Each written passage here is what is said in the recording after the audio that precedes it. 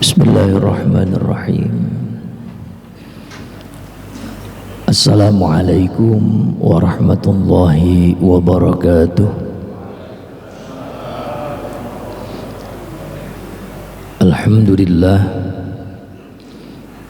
Alhamdulillahilladzi an'amana bi ni'matihil wafirah. Asyhadu an la ilaha illallah wa asyhadu anna sayyidana Muhammadan abduhu wa rasuluh. Allahumma salli wa sallim wa barik ala sayyidina Muhammadin wa ala alihi wa sahbihi ajma'in. Rabbi shrah li sadri wa yassir li amri wa hlul 'uqdatam min lisani yafqahu qawli. Subhanaka la ilma lana illa ma 'allamtana innaka antal alimul hakim. La haula wa la quwwata illa billahil aliyyil amma ba'd. Hadratul mukarram, para tokoh masyarakat, para asatiz yang hadir pada subuh ini, mobil khusus Ketua DKM Masjid Al-Amanah Fadilatul Mukarram Bapak Haji Dr. Bambang Sugiono, juga segenap jamaah salat subuh berjamaah yang mudah-mudahan diberkahi Allah Subhanahu wa taala. Sebelum kita mulai, mari sama kita membacakan surah Al-Fatihah. Kita khususkan untuk guru-guru kita, orang tua handai taulan yang telah mendahului kita. Mudah-mudahan Allah ampuni dosa-dosanya, dilapangkan kuburnya. Ilmu yang kita pelajari dari para guru-guru kita mudah-mudahan menjadi ilmu yang bermanfaat. Hadirnya kita pada kajian subuh ini mudah-mudahan juga menjadi wasilah turunnya rahmat Allah Subhanahu wa taala. Amin ya rabbal alamin. Ala hadhihi niyyah wa ala kulli niyatin salihah. Ala hadratin nabi al-Fatihah. A'udzu billahi minasyaitonir rajim. Bismillahirrahmanirrahim. Alhamdulillahi rabbil alamin. Arrahmanir rahim. Maliki yaumiddin. Iyyaka na'budu wa iyyaka nasta'in. Ihdinas siratal mustaqim. Shiratal ladzina an'amta 'alaihim ghairil maghdubi 'alaihim waladdallin. Amin. Bapak Ibu sekalian yang dirahmati Allah, tema kita kali ini berkaitan dengan keberkahan di waktu subuh. Juga ada double bonus manfaat dari orang-orang yang menghidupkan waktu subuh.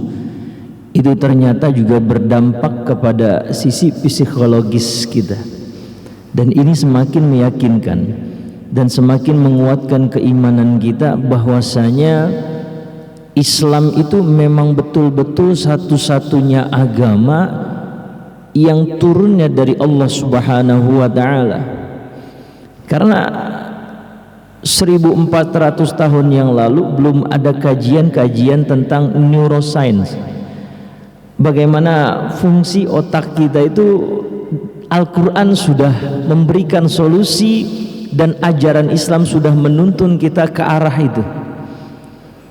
Dalam satu kajian tentang neuroscience, bahwasanya waktu subuh itu adalah waktu yang paling istimewa.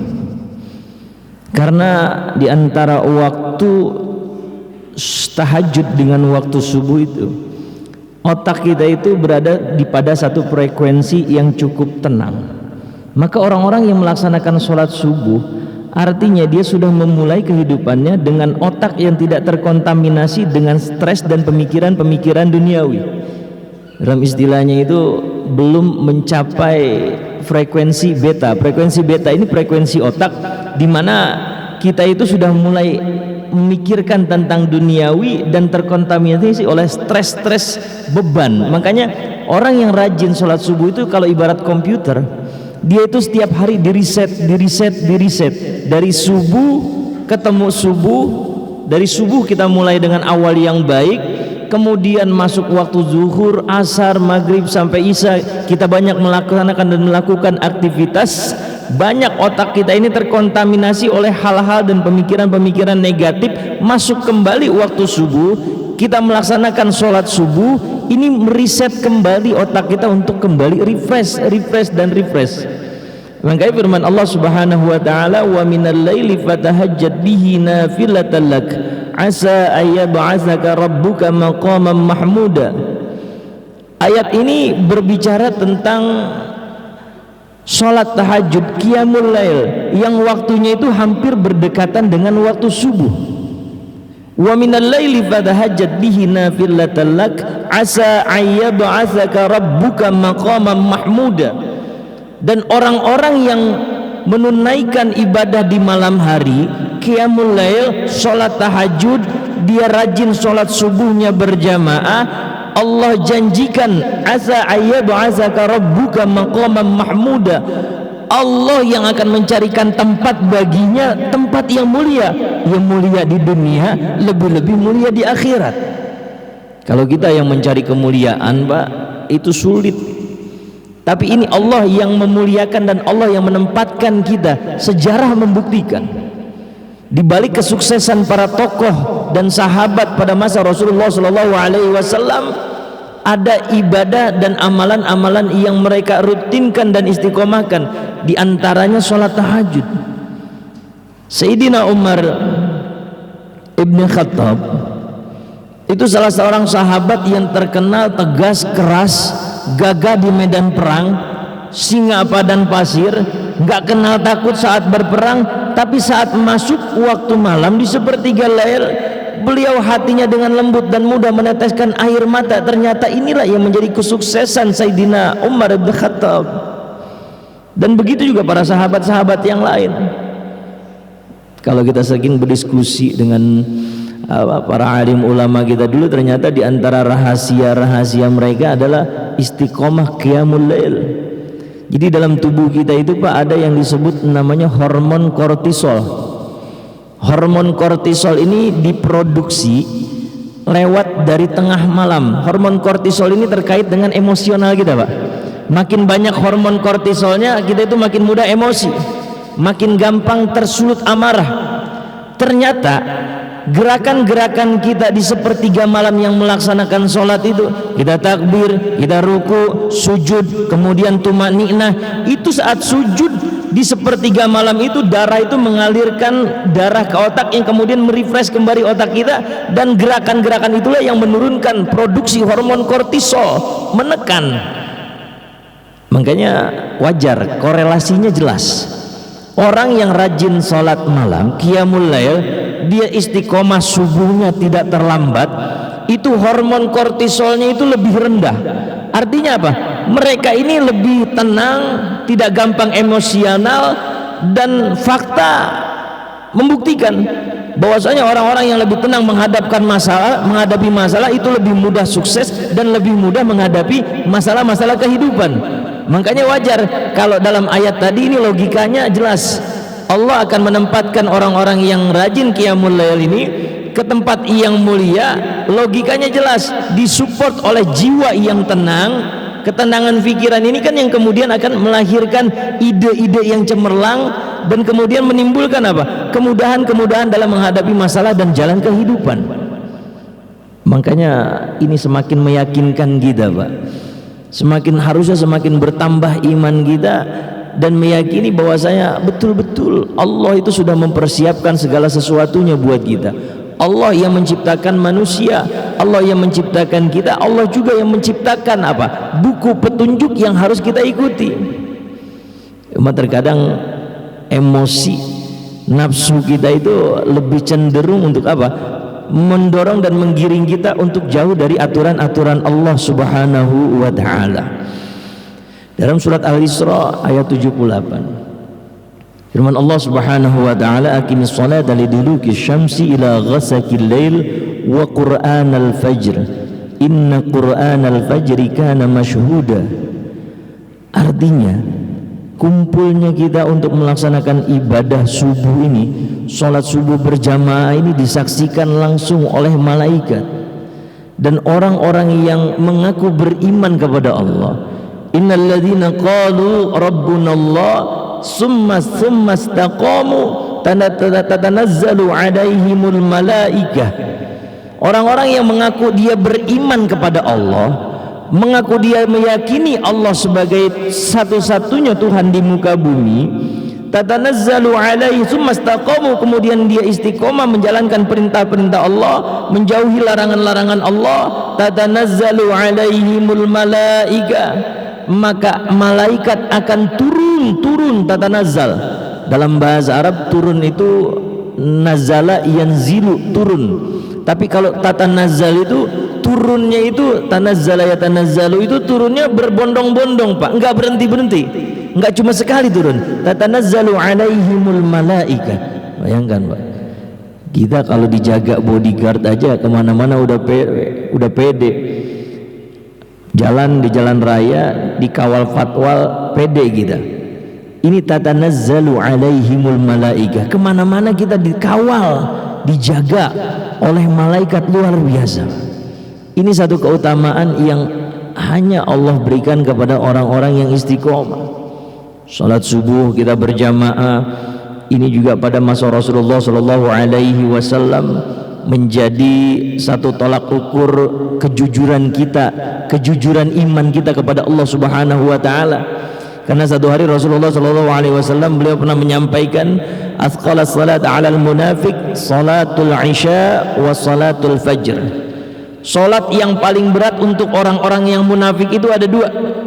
Yang pertama salat isya, yang kedua salat subuh. Kalau kita lihat konteks hadis ini, asbabul wurudnya, Rasulullah Shallallahu Alaihi Wasallam dulu pada saat beliau hidup di Madinah itu ada 3 kelompok masyarakat pada saat itu. Ada kaum Ansar, orang penduduk asli Madinah yang menyambut kaum muhajirin yang kedua.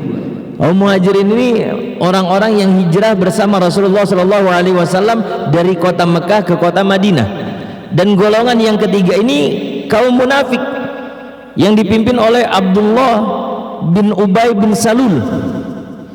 Ini kelompok orang-orang munafik ini, mereka yang secara zahir mengaku beriman kepada Allah Subhanahu Wa Taala, tapi hatinya ini enggan Pak, malas untuk melaksanakan perintah-perintah Allah.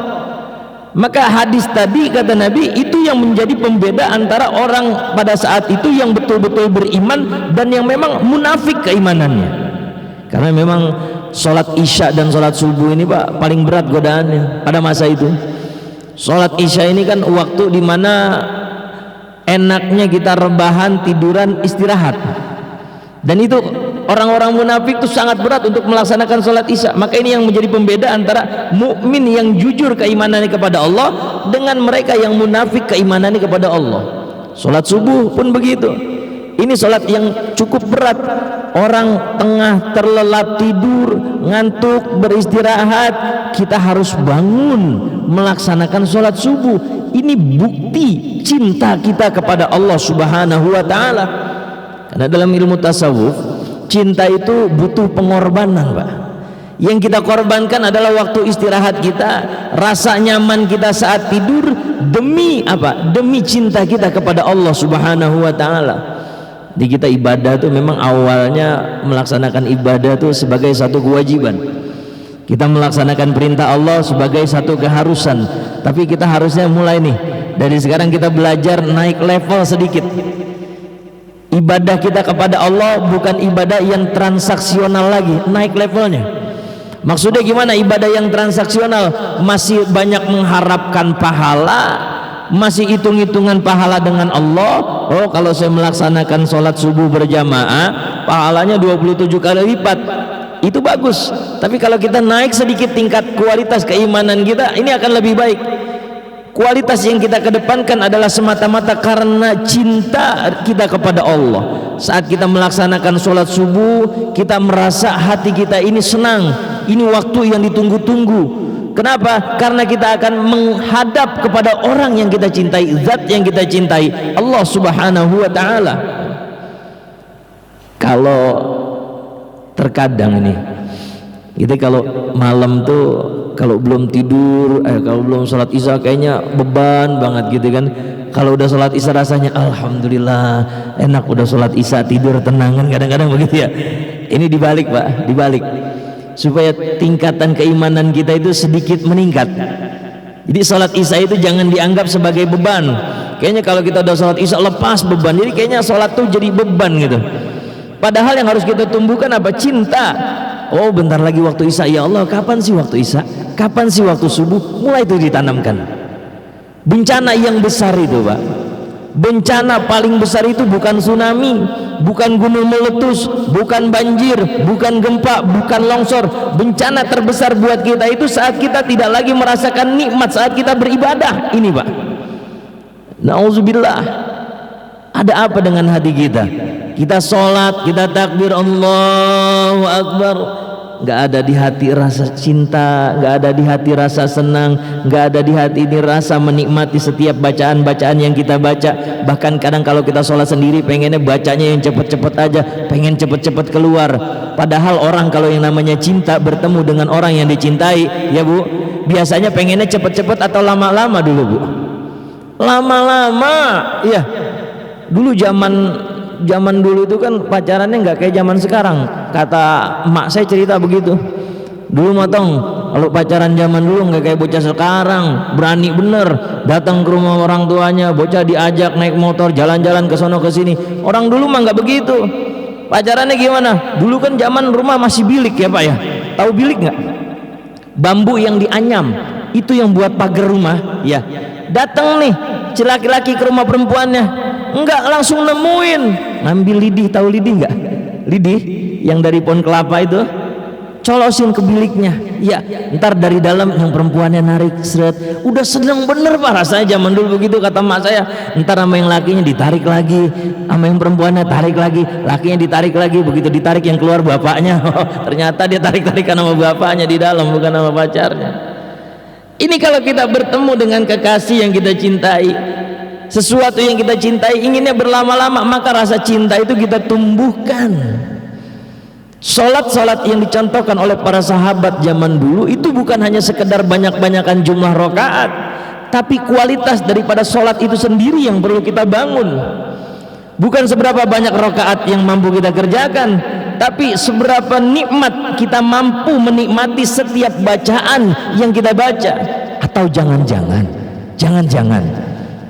sampai detik ini kita belum tahu arti Al-Fatihah, belum tahu makna Bismillahirrahmanirrahim, Alhamdulillahi Rabbil Alamin, Ar-Rahmanir-Rahim, Maliki Yaumiddin, Iyyaka na'budu wa iyyaka nasta'in, Ihdinas siratal mustaqim, siratal ladzina an'amta 'alaihim, ghairil maghdubi 'alaihim waladdallin. Jangan-jangan sampai detik ini kita belum tahu maknanya. Lantas apa yang mau kita hadiahkan nanti di akhirat? Kualitas seperti apa yang ingin kita bangun dalam kualitas sholat yang kita kerjakan? Padahal sejak muda dulu sampai kita selesai berkarir, banyak hal yang sudah kita pelajari, banyak ilmu pengetahuan yang kita serap.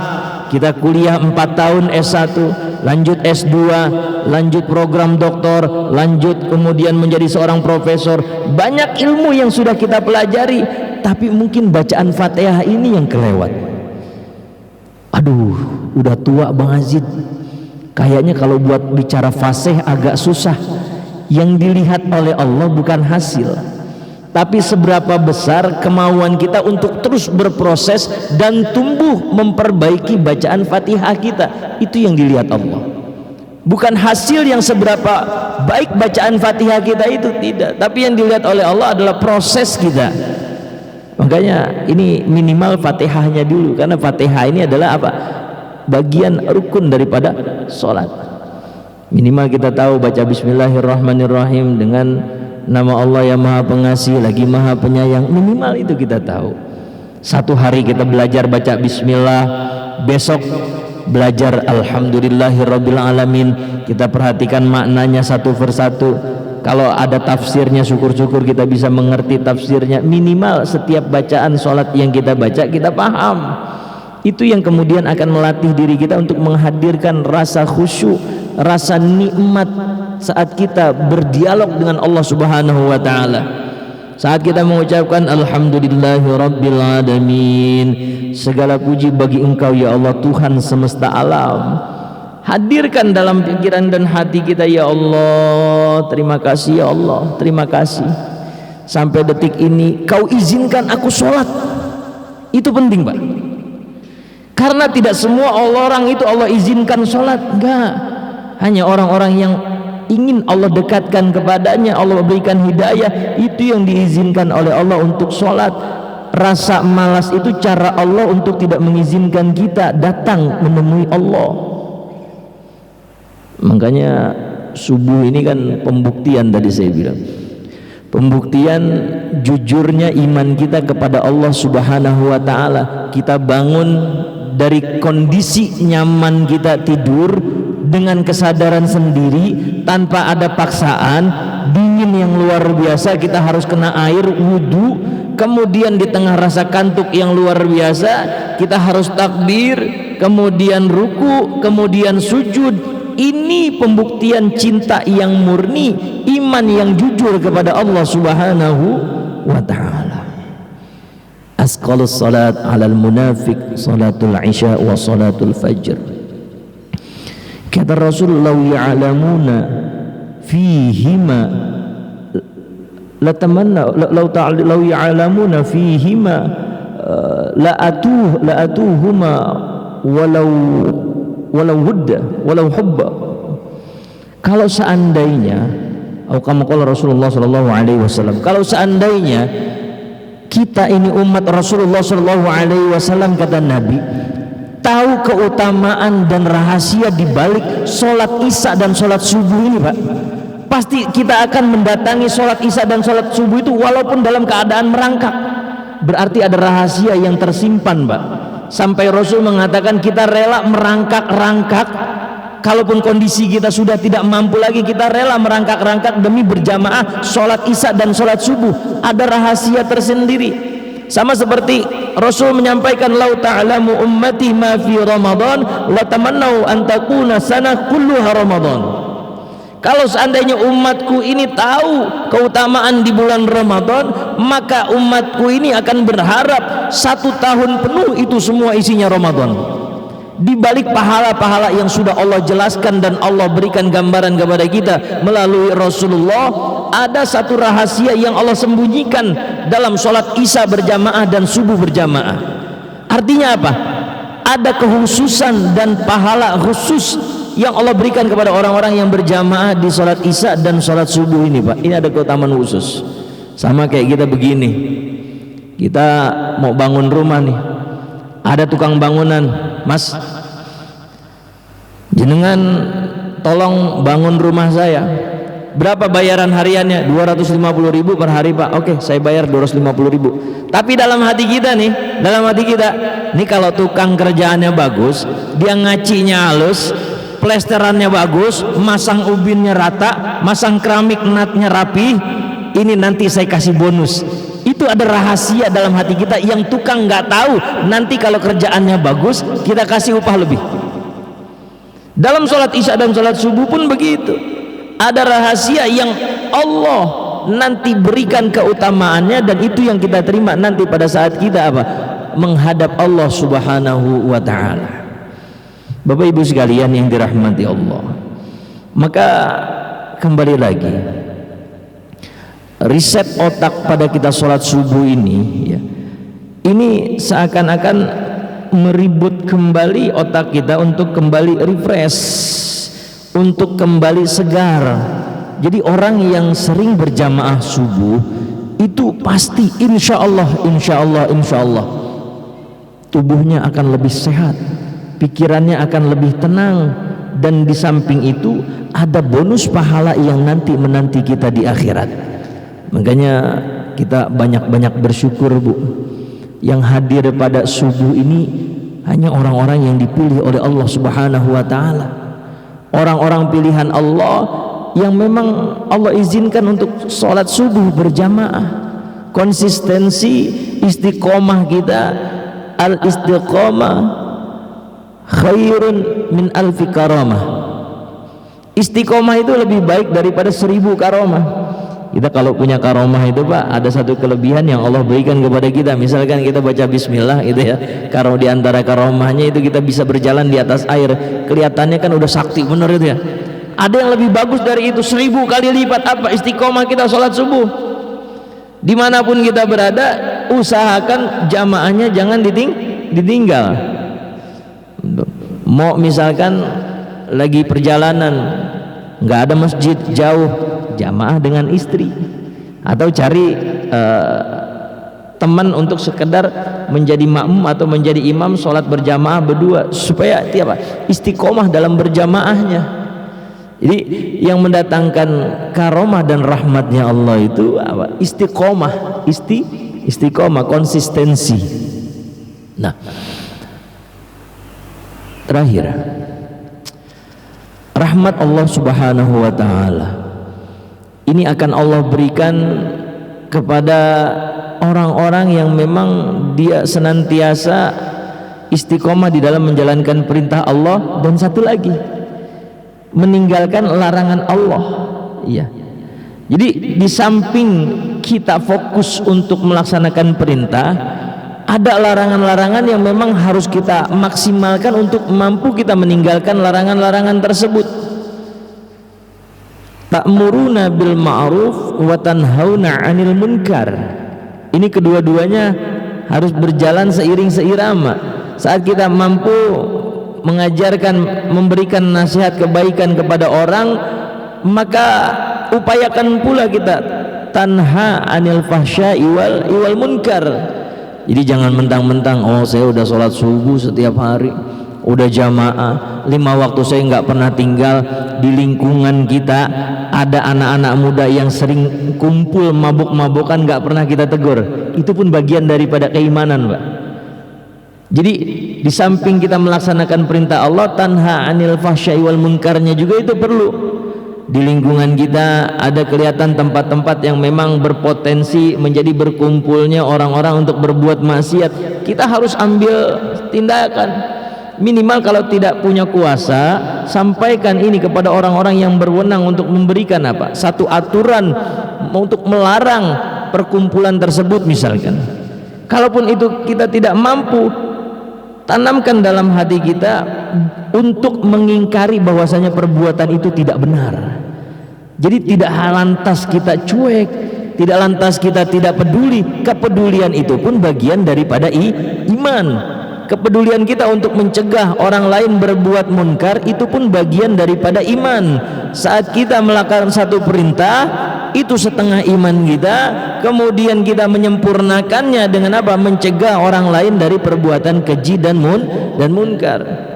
Yang sekarang terjadi itu kan kadang-kadang udahlah nafsi sendiri-sendiri aja, dia mabok ini nggak ngerugiin gua, mabok aja yang penting jangan rese. Nah begitu, ini yang nanti akhirnya menimbulkan apa?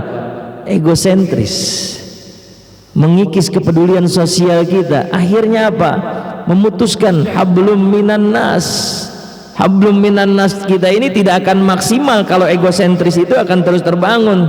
Biarin aja, yang diambil itu kan motor tetangga, emang pelit orangnya begitu, biarin tuh diambil sama maling, syukurin misalkan begitu. Nauzubillah. Yang mabok lah dia, kan nggak ganggu keluarga gua, nggak ngajak-ngajak anak gua, biarin aja. Bukan sekedar itu yang diharapkan oleh Islam. Agama mengajarkan keseimbangan. Saat kita membangun kualitas pribadi kita setinggi-tingginya dengan beribadah kita kepada Allah, melaksanakan perintah Allah, kita banyak berzikir, membaca Al-Quran, membangun kualitas pribadi kita setinggi-tingginya. Tujuannya bukan untuk surga, tapi tujuannya saat kita baik, berharap kebaikan ini bisa kita tularkan dan kita berikan manfaatnya kepada orang-orang sekitar kita. Makanya Nabi mengingatkan tuh, la yu'minu ahadukum hatta yuhibba li akhi ma yuhibbu li nafsi, atau kama qala Rasulullah sallallahu alaihi wasallam. Puncak tertinggi dari level keimanan seseorang itu saat dia mampu memberikan kebaikan kepada orang lain sebagaimana dia menginginkan kebaikan itu ada pada diri kita. Jadi saat kita berbuat baik kepada orang lain, ukur kalau kita diberikan kebaikan seperti ini enak nggak? Kalau kita diberikan kebaikan dengan cara seperti ini enak nggak gitu?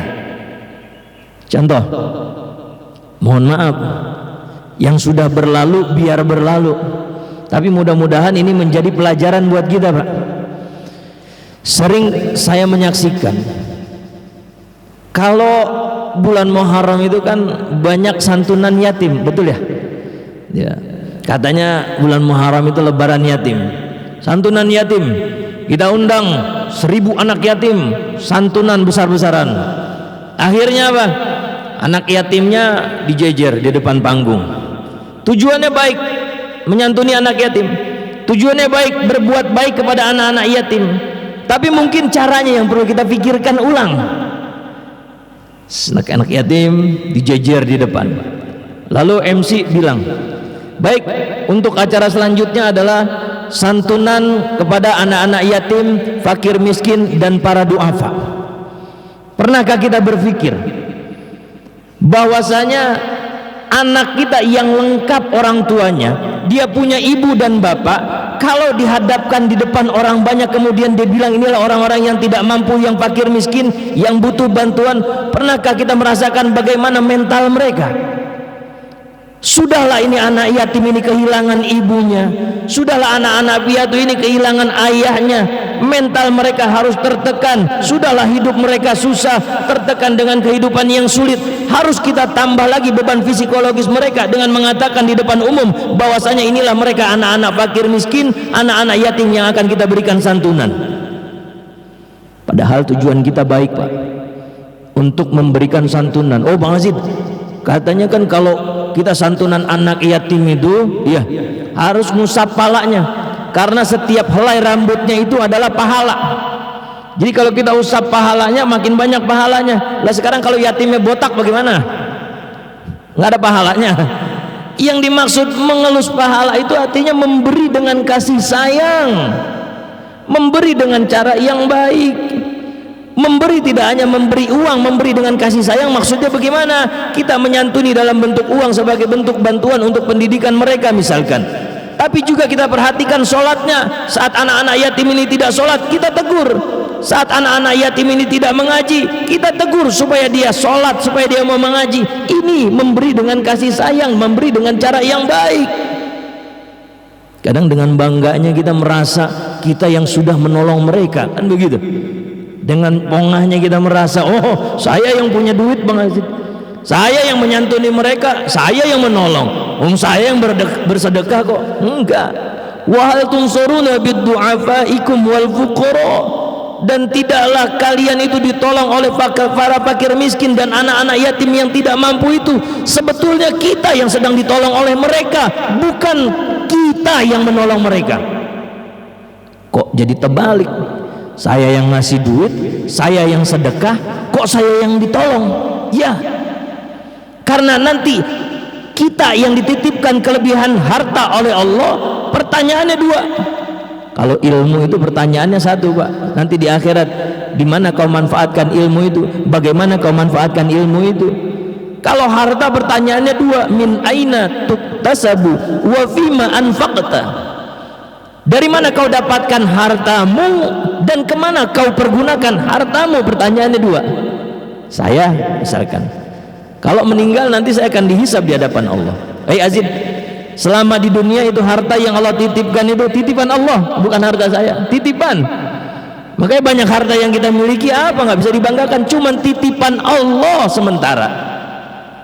Fima anfaqta, bagaimana Aziz kau memanfaatkan harta yang dititipkan oleh Allah Subhanahu wa taala itu? Sudahkah kau membantu anak-anak yatim? Sudahkah kau membantu fakir miskin, para yatim dan duafa itu? Kita yang ditolong saat kita memberikan bantuan kepada mereka, sedekah kepada fakir miskin dan anak-anak yatim itu, mereka menerima sedekah kita, berkurang hisab kita di akhirat. Berarti yang ditolong sebetulnya siapa, Pak? Siapa yang ditolong? Kita yang ditolong. Kelihatan secara zahir kita yang memberi, kita yang menolong, tapi hakikatnya di akhirat kita yang lagi sedang diringankan hisabnya oleh mereka, Pak. Satu hari kata Nabi itu akan datang satu masa di mana nanti orang-orang itu akan enggan dan tidak mau lagi menerima sedekah, Pak. Akan datang masa itu. Kenapa? Taraf ekonominya sudah mulai hampir merata dan bagus semua. Dan itu sedikit demi sedikit sudah mulai terjadi, Pak. Yuk kita lihat bareng-bareng. Dulu waktu era tahun 80-an, saya belum lahir. Mungkin Bapak Ibu yang sudah lahir bisa memberikan testimoni kalau saya salah. Tahun 80-an, nyiriin orang kaya itu gampang. Punya TV, ya, punya kulkas, betul nggak? Atau tahun itu, tahun-tahun 80-90-an nyiriin orang kaya itu gampang, punya handphone. Masih zamannya itu handphone yang gede-gede itu kan, yang segini tuh. Atau punya telepon rumah. Itu biasanya orang yang taraf ekonominya sudah agak membaik itu biasanya. Tapi lihat sekarang, siapa yang di rumahnya nggak punya TV? Siapa di rumahnya yang nggak punya kulkas? Siapa di rumahnya yang nggak punya handphone? Jangankan kita, mohon maaf, saudara kita yang hidup di kolong jembatan pun minimal dia punya Android, betul? Handphonenya ada, dia punya WhatsApp. Artinya apa? Ini sudah mulai terjadi, Pak. Nanti kalau masa itu sudah datang, kita mau sedekah, sedekah kemana? Orang sudah nggak mau nerima. Tinggal nanti kita hisabnya panjang di akhirat. Bayangkan, makin banyak harta yang kita punya, makin lama hisabnya. Makanya doa Nabi Allah, Allahumma ahyini miskinan wa amitni miskinan. Itu juga doa belum pernah saya baca sih, Pak. Alhamdulillah.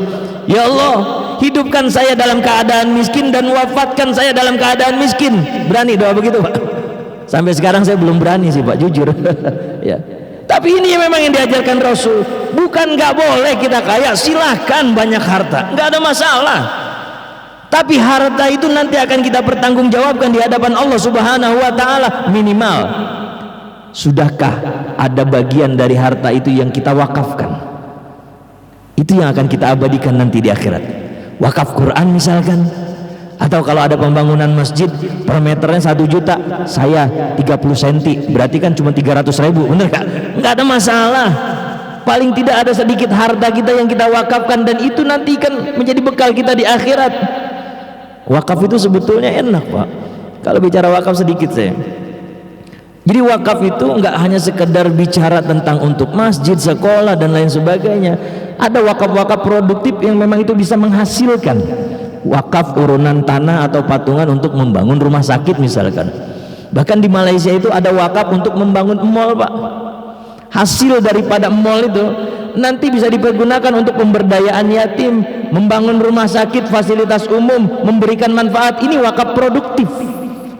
Jadi nggak sempit wakaf itu. Nggak hanya bicara sekedar untuk pesantren, panti asuhan, masjid dan lain sebagainya. Ya, ada wakaf-wakaf yang memang dikelola oleh lembaga yang berkompeten, yang sifatnya komersil, dan hasilnya itu dipergunakan untuk kepentingan umat. Nah, ini dia. Paling tidak minimal dari sekarang kita pikirkan kembali, dari sekian miliar harta yang kita miliki, dari sekian banyak rumah yang kita punya, aset kita berapa persen yang sudah kita wakafkan. Jadi kalau kita nanti meninggal dunia, paling tidak sudah ada persiapan kita untuk di akhirat. Wakaf, wakaf, wakaf. Itu sedekah yang abadi. Walaupun Bapak wakaf ada pembangunan masjid, satu kotak keramik bukan 1 meter, itu dipasang oleh pengurus masjid. Ada yang sholat di situ, Bapak meninggal dunia, selama masjid itu berdiri, pahala sholatnya mengalir. 1 kotak keramik. Kalau 1 meter keramik itu 120, Pak. 1 kotak keramik paling jatuhnya cuma 10 sampai 15 ribu. 15 ribu kita ngopi ke Starbucks nggak dapet, ya kan? Berapa duit kopi di Starbucks, benar? Tapi ini yang jadi pahala, aliran pahala jariah kita. Quran misalkan, silakan wakafkan Quran di sini, beli 1 Quran, kasih ke PDKM, PDKM saya nitip Quran 1. Kalau udah terlalu banyak di sini, oh kayaknya nggak terlalu butuh ini, berikan kepada lembaga atau instansi-instansi yang memang mengelola itu dan bisa menyalurkan secara amanah ke tempat-tempat yang memang membutuhkan. Al-Quran 75 ribu, Paket data aja sekarang udah 45.000. Ya 2 bulan bapak nggak pakai paket data misalkan, kumpulin, atau sekarang rokok udah 40 ribuan ya Pak. Ya 2 hari dah nggak ngerokok, itu beliin wakaf Al-Quran, itu yang kemudian akan menjadi abadi untuk kita di akhirat. Bapak ibu sekalian yang dirahmati Allah, kembali lagi, jadi cara kita bersedekah ini, mungkin cara kita berbuat baik ini mungkin yang perlu akan kita tinjau kembali ya. Cara kita menyantuni anak-anak yatim ya. Oh tapi Bang Aziz, itu kan kalau di depan itu sekedar untuk dokumentasi, 1 atau 2 orang nggak masalah. Untuk dokumentasi atau perwakilan sekedar untuk apa? Menjadi bukti kepada para donatur untuk menjaga amanah kita.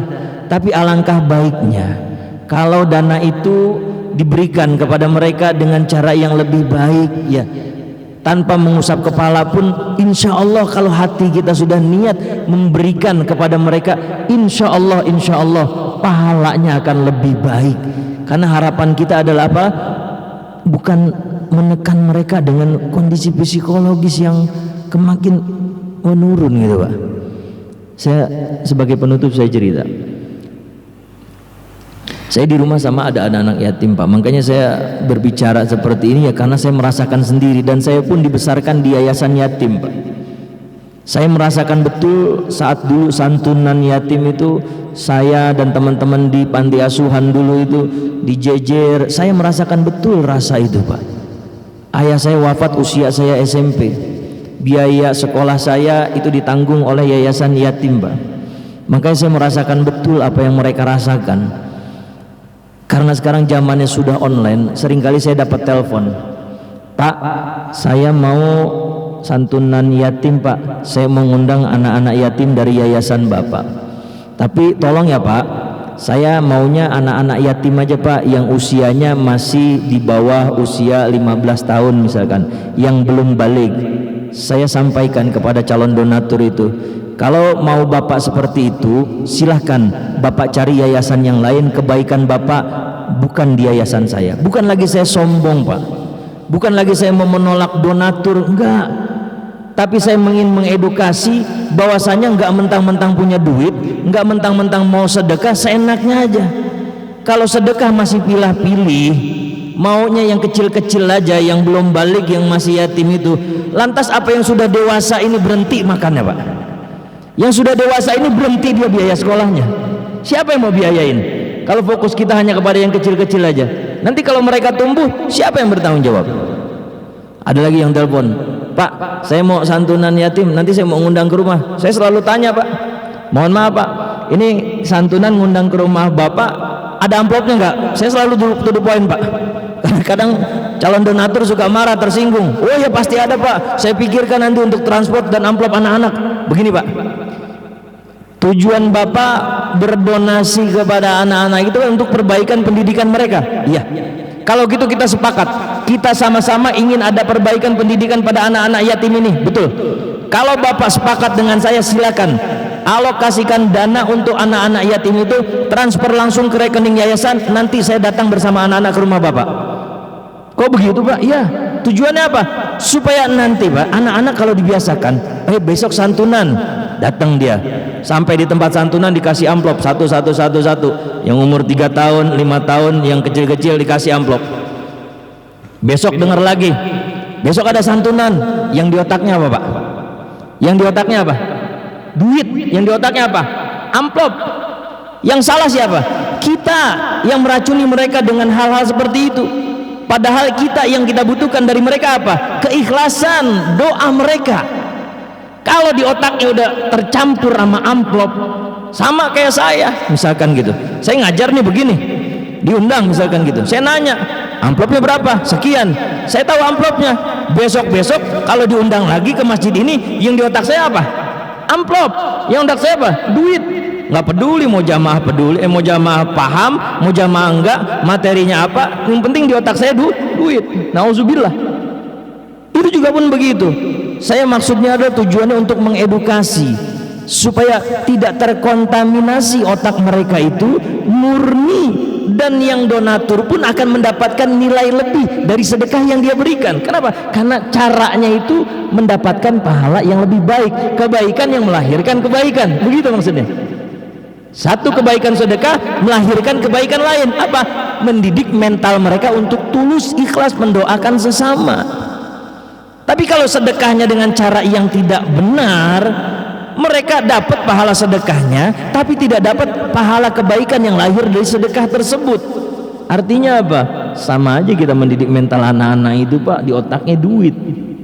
Dan sekarang kan kalau yang kecil-kecil umur 3 tahun santunan dikasih amplop, iya kan?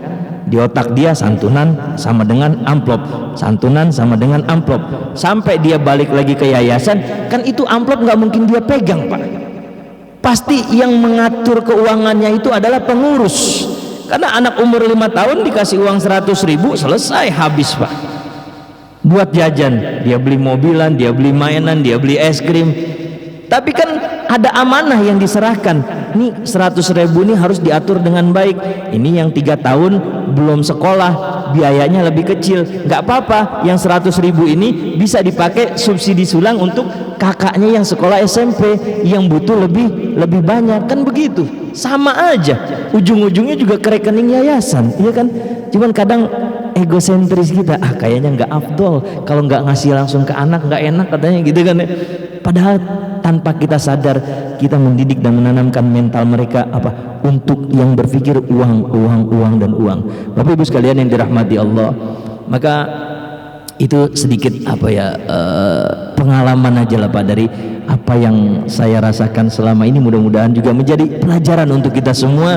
Yang biar sudah berlalu, mudah-mudahan juga menjadi perbaikan untuk kita ke depannya.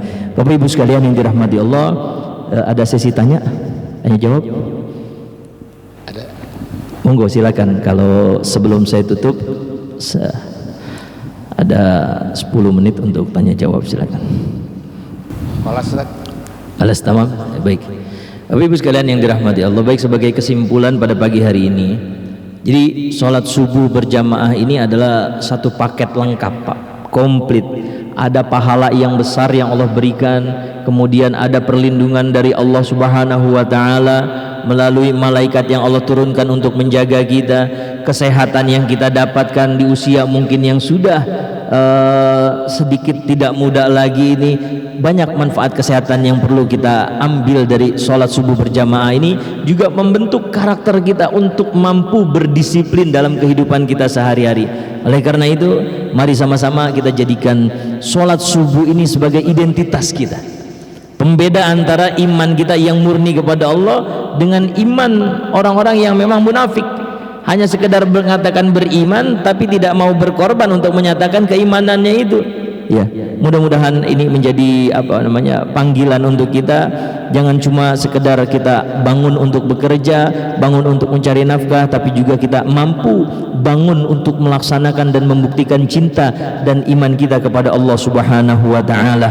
Sebelum ini kita tutup dengan doa, Allahumma inni as'aluka ridhaka wal jannah wa na'udzubika min sakhatika wan nar. Allahumma inna nas'aluka ridhaka wal jannah wa na'udzubika min sakhatika wan nar. Allahumma inna nas'aluka ridhaka wal jannah wa na'udzubika min sakhatika wan nar. Sallallahu ala sayyidina Muhammad. Subhana rabbika rabbil izzati amma yasifun, wassalamun alal mursalin, walhamdulillahi rabbil alamin. Kita tutup dengan doa kafaratul majlis. Subhanakallahumma wa bihamdika asyhadu an la ilaha illa anta astaghfiruka wa atubu ilaik. Sekian dari saya, kurang lebihnya mohon maaf. Assalamualaikum warahmatullahi wabarakatuh.